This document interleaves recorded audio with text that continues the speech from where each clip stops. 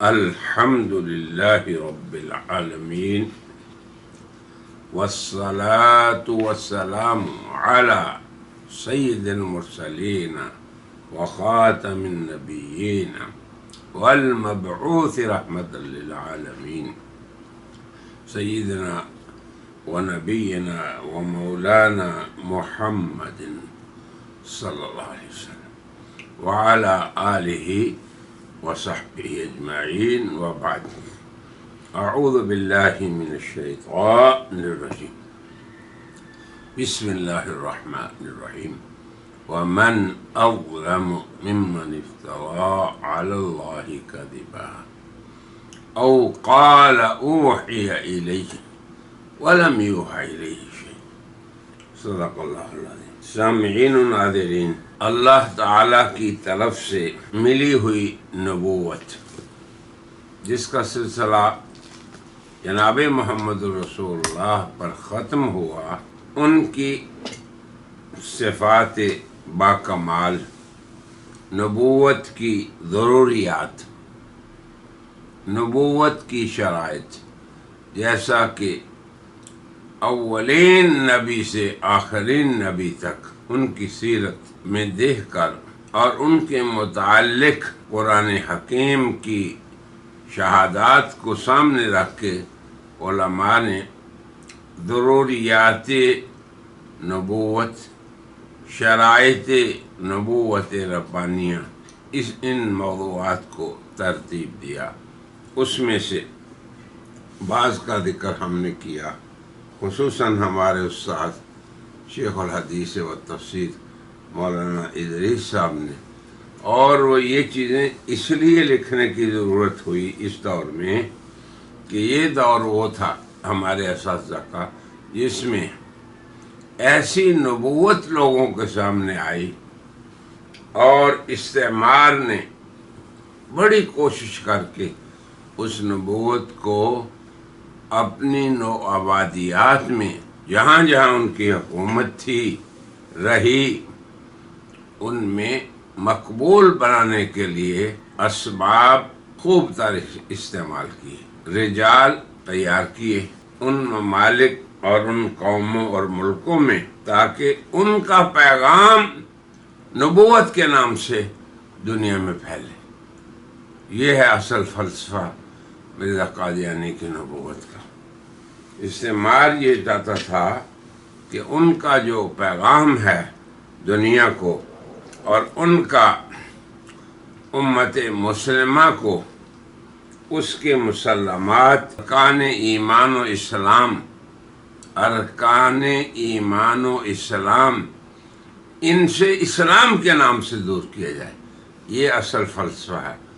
اس لیے مرزا کی نبوت کو ہم نرالی نبوت کہہ دیں، نبوت کا ایک عجیب مخمصہ کہہ دیں، جو ایک شرعی نام سے غیر شرعی مدعی کے لیے چسپاں کیا گیا استعمار کی طرف سے. تو ہم اتنا اشارہ ضرور کریں گے کہ ضروریات ہوں یا شرائط، اس نرالی نبوت میں وہ چیزیں آپ کو نظر نہیں آئیں گی. جن امور کا ہونا، جیسے ہم نے ذکر کیا معصوم ہونا،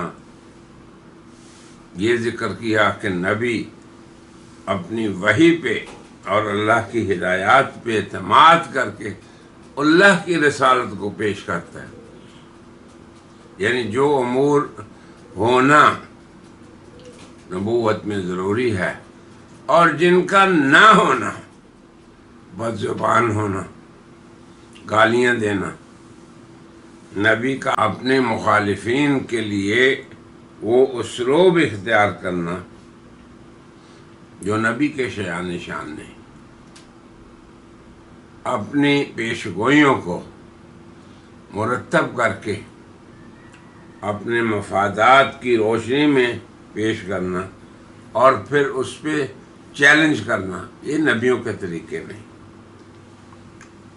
عصمت سے خالی، معجزات ربانیہ کی تائید سے عاری، بلکہ اپنے مرد ہونے کا بھی انکاری، بلا اجرت کام کرنے کا بھی انکاری، چندہ اور اجرت یہی مقصود، اپنے احکام خود وضع کرنا، اپنی ہدایات خود ترتیب دینا،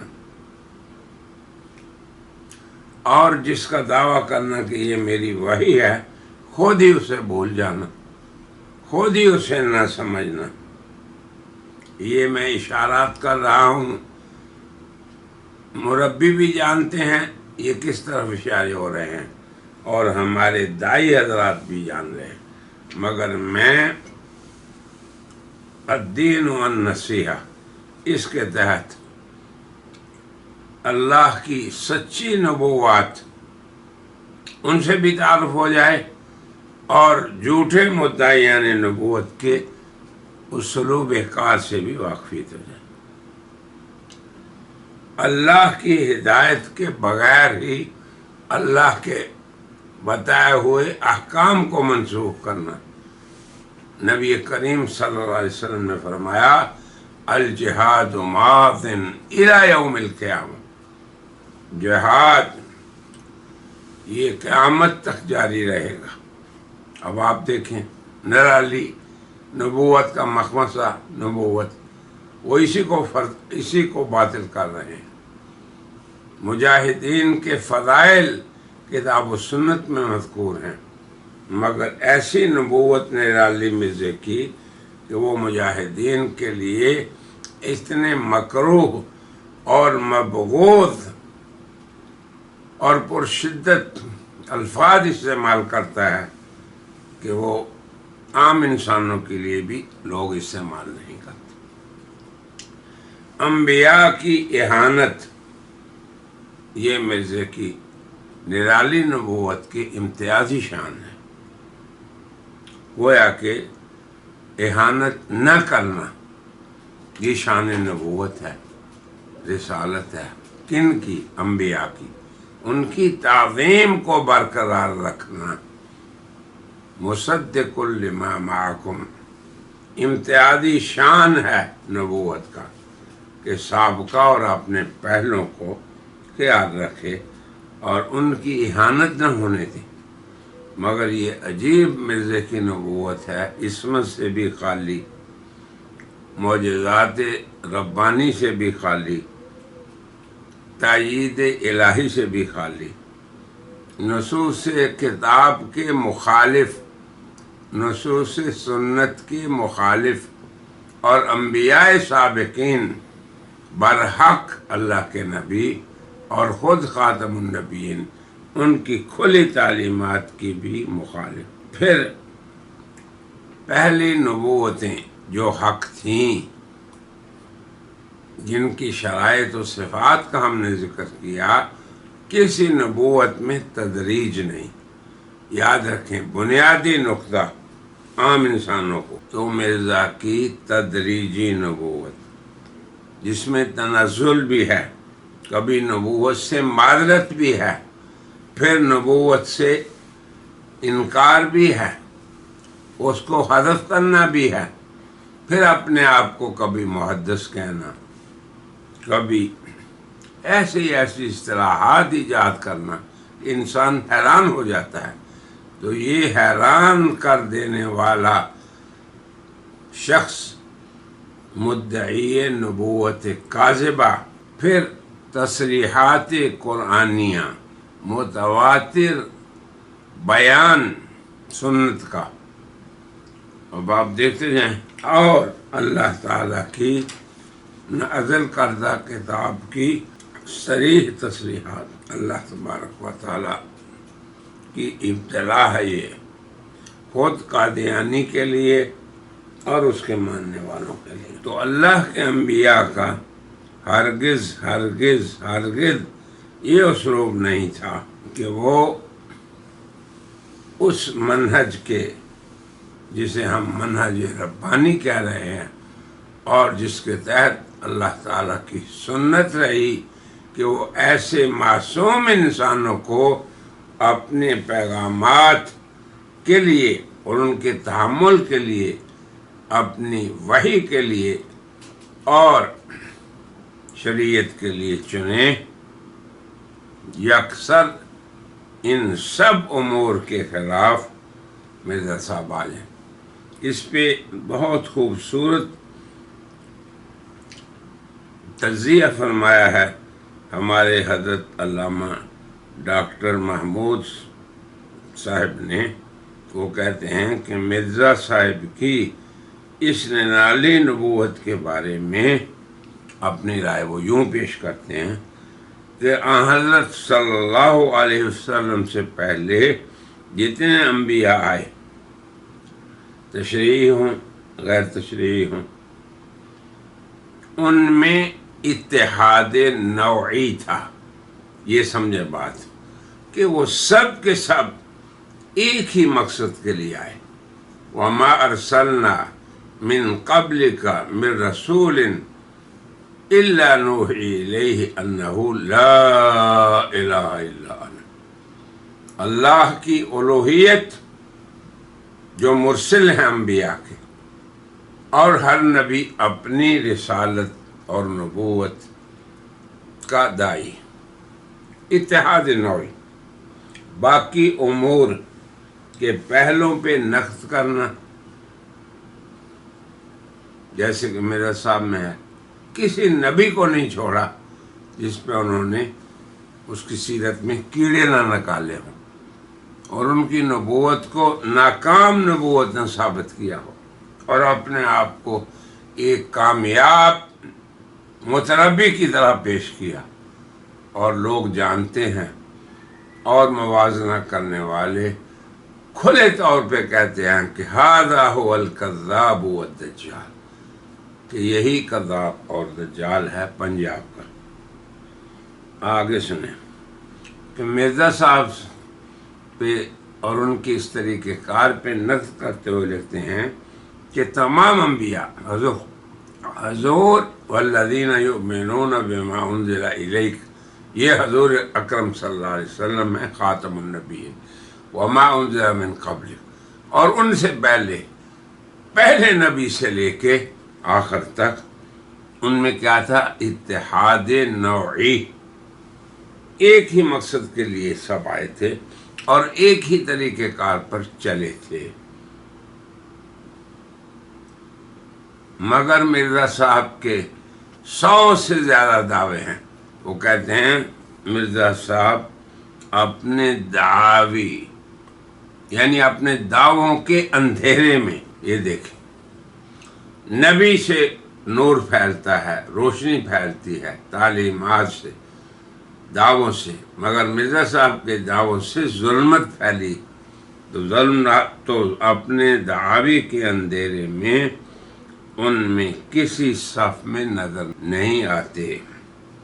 نبوت کی اس نئی نوع کا قرآن و حدیث میں کہیں ذکر نہیں، جیسے ہم نے پہلے بتایا ہے ابھی کہ مرزا صاحب کی نبوت کیسی تھی۔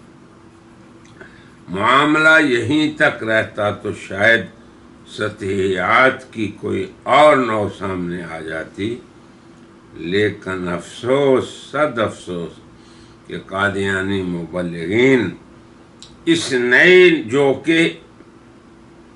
نئی نبوت کے اثبات کے لیے، ثابت کرنے کے لیے کیا کرتے ہیں؟ بڑی قیمتی بات مرزا صاحب اپنے علامہ صاحب نے فرمائی، بہت قیمتی بات علامہ صاحب فرماتے ہیں کہ وہ ان آیات سے قرآن میں جو گزشتہ انبیاء کے تذکروں میں نازل ہوئیں اور ان کے ذکر ان آیات میں ہمیں ملتے ہیں، ان سے نئی نبوت ثابت کرنے کے لیے کوشاں ہے۔ بہت خوبصورت بات ہے، ہمارے دائی حضرات کو سمجھنا چاہیے، اور قادیانی مبلغین اور مربین کو بھی۔ وہ کہتے ہیں اس نئی نبوت کے اس بات کے لیے وہ ان آیات اور احادیث کے در پہ ہوئے جن میں پچھلی نبوتوں کے حاملین کے تذکرے بیانات تھے۔ دعوے ایک بالکل جدی قسم کی نبوت کے اور دلائل ان نبوتوں کے جو قرون متطاولہ میں وقتاً فوقتاً ظاہر ہوئی۔ یہ دیکھیں ایسا نقطہ ہے قرآن میں، جہاں اللہ نے سابقہ نبوت کے چرچے کیے، ان کے حالات کو بیان کیا، ان کی دعوتوں کو ذکر کیا، قوموں کا ان کے ساتھ سلوک اور قوموں کا نبی کی دعوت پر جو رد عمل تھا اس کو ذکر کیا۔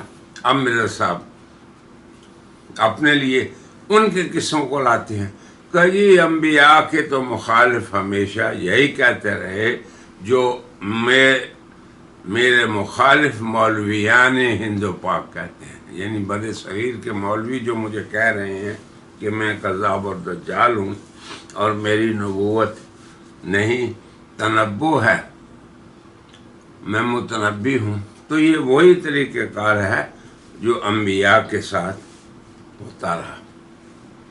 وہ کہتے ہیں کہ دعویٰ تو ایک جدید اور نرالی نبوت کا ہے، مگر دلائل سابقہ انبیاء کے تذکروں کے، یہاں تک کہ ان سب کے خاتم دنیا میں تشریف لائے اور نبوت کا سلسلہ جو حضرت آدم سے چلا تھا اپنی شان سے تکمیل کو پہنچ گیا۔ یہ تو ایک طرف حقیقت ہے، مگر اب دیکھیں مرزا غلام محمد کی نبوت بالکل ایک جدید قسم کی، نرالے قسم کی، عجیب قسم کی نبوت ہے۔ جس طرح مرزا بشیر الدین کی نبوت اس سے بھی آگے ہے، ایک اور قسم کی خدا سے ہم کلامی تھی، یعنی باپ نے جو دعویٰ کیا کہ اللہ تعالیٰ کے مکالمات سے میں مشرف ہوا، یہی دعویٰ مرزا کے بیٹے نے بھی کیا۔ دیکھ لیں آپ، مرزا محمود بشیر الدین محمود نے کہا تھا میں تمہیں سچ سچ کہتا ہوں کہ اللہ تعالیٰ نے مجھے بتا دیا ہے۔ اب آپ دیکھیں کیسا خطرناک دعویٰ ہے جو میاں بشیر الدین محمود کر رہا ہے۔ بتا دیا کیا کہ قادیان کی زمین بابرکت ہے، یہاں مکہ مکرمہ اور مدینہ منورہ والی برکات نازل ہوتی ہیں۔ یہی دھوکہ دیا اس شخص نے اپنی امت کو اور اپنے باپ کی طرف منتسب لوگوں کو، اور اسی وجہ سے لوگ بیچارے قادیانی ان برکات کے لیے جو مکے میں ہیں، مدینے میں ہیں، یہاں تو نہیں آتے، یہاں انہیں آنے کی توفیق نہیں ملتی، مگر وہاں سے وہ برکات لینے جاتے ہیں۔ یہ الفجر 11 دسمبر 1932 میں مرزا بشیر الدین محمود کا دعویٰ ہے کہ وحی اور اللہ کی طرف سے یہ بتانا ابھی تک جاری ہے۔ یہاں میاں صاحب اپنے لیے وحی کے مدعی ہیں۔ کون میاں صاحب؟ مرزا کے بیٹے۔ ہمیں اس وقت میاں صاحب کی نبوت سے بحث نہیں، یہ نہیں ہم کرتے کہ کیسے انہوں نے یہ دعویٰ کیا اللہ سے علم پانے کا، ہم صرف مرزا غلام احمد کی نبوت پر بحث کر رہے ہیں اور اس کے امتیازی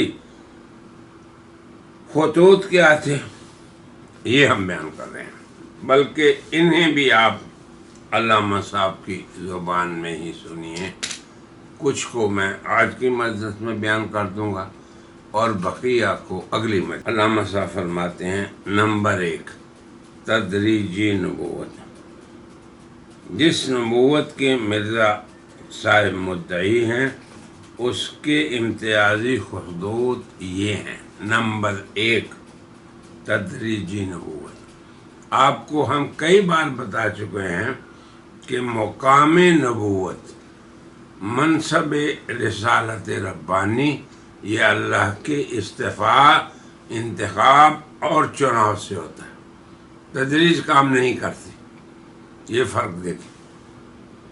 مرزا صاحب مختلف داموں سے گزرتے ہوئے یہاں تک کہ اپنی پہلی تحریروں کو منسوخ کرتے ہوئے تدریجاً مقام نبوت پر آئے۔ اب آپ دیکھیں، یہ مرزا صاحب ہیں۔ اب سابق انبیاء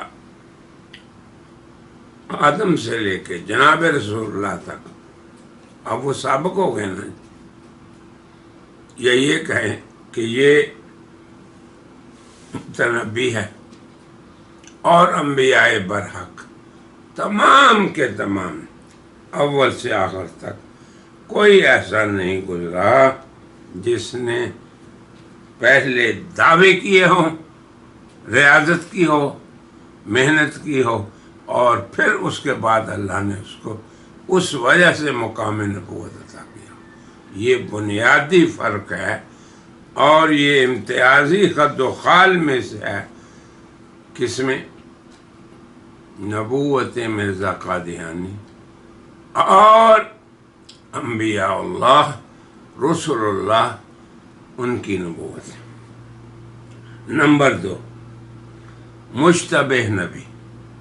دیکھیں عنوان بھی، پہلے کوئی نبی ایسا نہیں گزرا جس کے بارے میں اس کے پیروں اس مسئلہ میں دو پارٹیوں میں ہو گئے ہوں۔ کوئی نبی ایسا نہیں گزرا کہ اس کی متبعین دو گروہوں میں بٹ گئے ہوں۔ ایک یہ کہے کہ وہ نبی ہیں، دوسرا کہ نہیں ہے، یعنی اصل دعویٰ میں دو گروہ ہو گئے ہوں۔ دنیا میں کوئی ایسا نہیں ہوا۔ آج قادیانی مربی بہت یہ بولتے ہیں کہ دیکھیں جی مسلمان کتنے گروہوں میں ہیں، حنفی، شافعی، مالکی، دیوبندی، بریلوی، اہل حدیث، اور بھی گن لیں آپ، مگر وہ اپنے نبی کے بارے میں ایک بات پہ سب متفق ہیں، اپنے رب کے بارے میں، اس کی توحید، ذات اور صفات میں، اور جناب محمد رسول اللہ کی رسالت میں۔ یہ یاد رکھیں، نقطہ بڑا اہم ہے۔ مگر مرزا قادیانی کی جو دو امتیں بن گئیں، اس کے پیروکار دو گروہ بن گئے، تو وہ مرزا صاحب کے اصل دعوے میں ہی دو گروپ ہو گئے۔ ایک نے کہا کہ مرزا صاحب نبی نہیں، نہ انہوں نے دعویٰ کیا۔ دوسروں نے کہا نہیں، وہ نبی ہیں، اور انہوں نے دعوی نبوت کیا۔ یہ بنیادی فرق ہے لاہوری اور قادیانی جماعت میں۔ پھر سے سن لیں کہ مسلمانوں کے جتنے بھی گروپ اس وقت دنیا میں موجود ہیں، وہ اللہ کی توحید، اللہ کی ذات میں ہیں، یا جناب رسول اللہ کے اصل دعوی نبوت میں مختلف نہیں۔ مگر مرزا کی پیچدار نبوت ایسی ہے کہ اس کے متبعین ہی دو گروہ ہو گئے۔ کس میں؟ مرزا کے اصل دعووں میں۔ نمبر 3، غلام نبی۔ غلام پھر نبی۔ پہلے نبیوں میں کوئی ایسا نبی نہیں گزرا جس نے خدا کے نام پر کسی کافر حکومت کی ماتحتی کو سایہ رحمت خیال کیا۔ اللہ کے انبیاء میں سے کسی بھی زمانے میں کوئی نبی ایسا نہیں آیا۔ اب آپ دیکھیں فرعون، نمرود کتنے ظالم بادشاہ ہیں، اور اپنے آپ کو اقویاء سمجھتے ہیں، مگر کسی نبی نے ایسا اظہار نہیں کیا کہ وہ کفر کے حکمرانوں کو اپنے لیے ذل رحمت سمجھے، سایہ رحمت سمجھے، پھر اس کے احسانات سے اپنی نبوت کو آگے بڑھانے کی فکر کریں۔ آپ خود بھی دیکھیں، آج بھی آپ مشاہدہ کر لیں کہ قادیانی کہاں گئے جب حکومت پاکستان نے ان کے کفر کا بالاجماع فیصلہ کیا، تو وہیں گئے جن کی نبوت کے وہ نمائندے تھے۔ نمبر 4، جھوٹا نبی، یعنی نبی کا دعویٰ نبوت کا اور کذب۔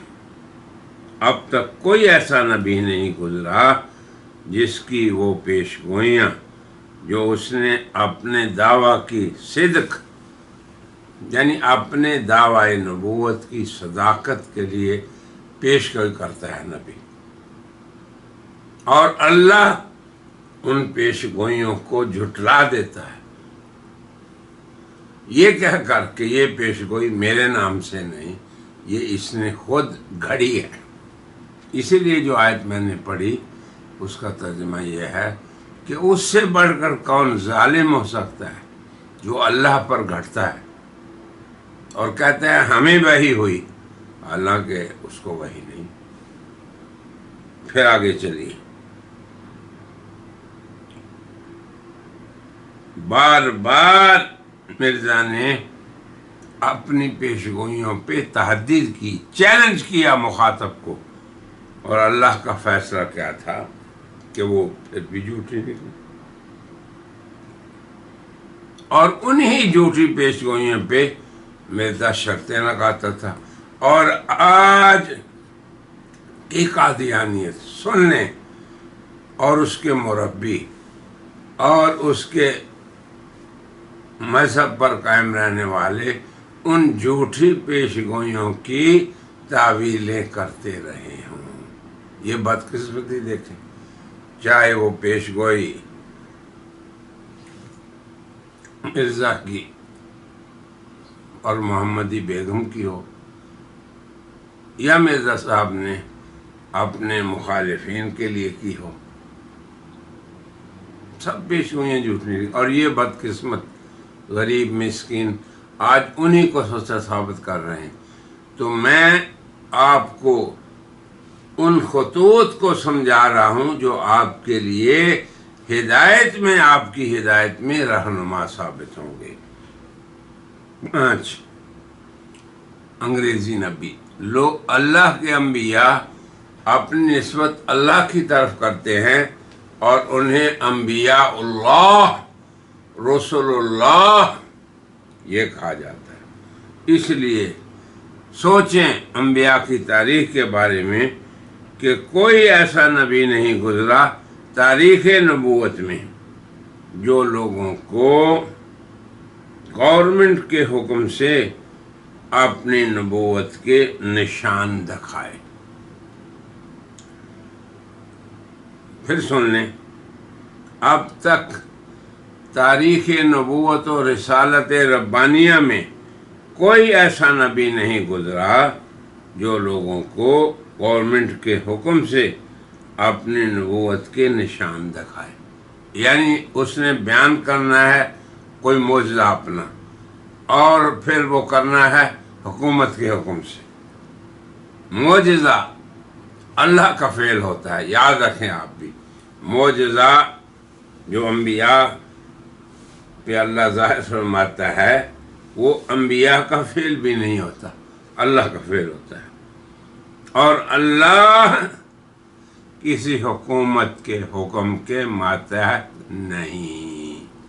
یہ دیکھیں، مرزے کی ایسی عجیب نبوت ہے کہ اللہ کا حکم، اللہ کی حکومت، جس کے بارے میں اللہ فرماتے ہیں للہ ملک السماوات والارض، کہ اس کی بادشاہت، اس کا ذکر ہی آسمانوں سے اللہ کرتے ہیں۔ پورے قرآن میں کہیں نہیں لہو ملک الارض والسماوات، کہ اللہ کی بادشاہت ہے زمین میں اور آسمانوں میں، نہیں۔ اللہ نے اپنی حکومت کو جو بیان کیا تو آغاز دیکھیں کس سے کیا۔ نرالی، یعنی بیانات کی نرالی یہ شکل ہے کہ اللہ نے اپنے تعارف ہی سے دنیا کے تمام حکمرانوں کی حکومتوں پہ کیسی قدر لگائی۔ اللہ نے فرمایا اللہ کے لیے ہے بادشاہت آسمانوں کی اور زمین کی۔ اب آج کی دنیا میں طاقتور ملک جو اپنے آپ کو سمجھتے ہیں کہ ہم سب سے اعلیٰ قوت والے ہیں، ہم ہیں عاد و سمود جیسے، وہ امریکہ ہو، برطانیہ ہو، یورپی حکومتیں ہوں، مشرقی حکومتیں ہوں، مغربی حکومتیں ہوں، چین ہو، جاپان ہو، کوئی بھی ہو، ایک بھی حکمران یہ نہیں کہہ سکتا کہ ہماری حکومت آسمان کے فلاں ٹکڑے، فلاں کونے، فلاں حصے میں ہے۔ اب مرزا صاحب اس اللہ کو جس کی بادشاہت آسمانوں میں اور زمینوں میں ہے، ان کے معجزات کو گورنمنٹ آف برطانیہ کے تحت کرنا چاہتے ہیں۔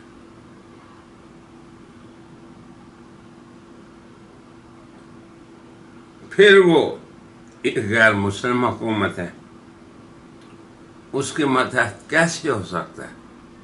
آپ سوچیں۔ تو یہ 5 وجوہ وہ ہیں جو اب تک نبوت کی تاریخ میں کسی پہلی نبوت میں، وہ تشریح ہو یا غیر تشریح، نہیں پائے گئے۔ مرزا صاحب کی، یہ علامہ صاحب کے الفاظ ہیں، خالد صاحب محمود صاحب کے رحمہ اللہ، جو مرزا غلام احمد کی نبوت بالکل ایک جدی قسم کی نبوت ہے، جس کا پہلی نبوتوں سے کوئی تعلق نہیں۔ وہ سب اللہ کی نبوتیں تھیں، کیوں تعلق ہوتا؟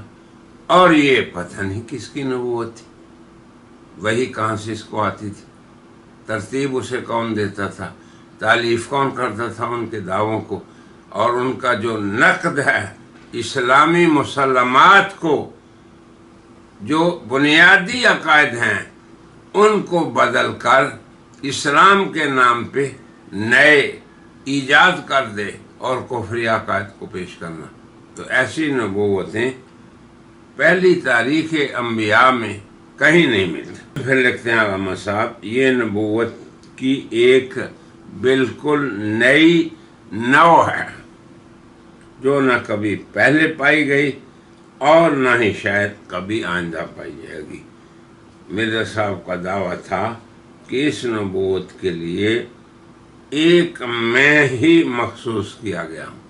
یہ بھی عجیب بات ہے، اس بات پہ بھی ہم انشاءاللہ آئندہ مجالس میں کلام کریں گے کہ لمحہ فکری ہے پوری قادیانیت کے لیے، اور خصوصاً مربیوں کے لیے اور گدی نشینوں کے لیے، کہ یہ ایسی نبوت کی نو ہے جس کا اللہ کے انبیاء کی اس نو سے کوئی تعلق،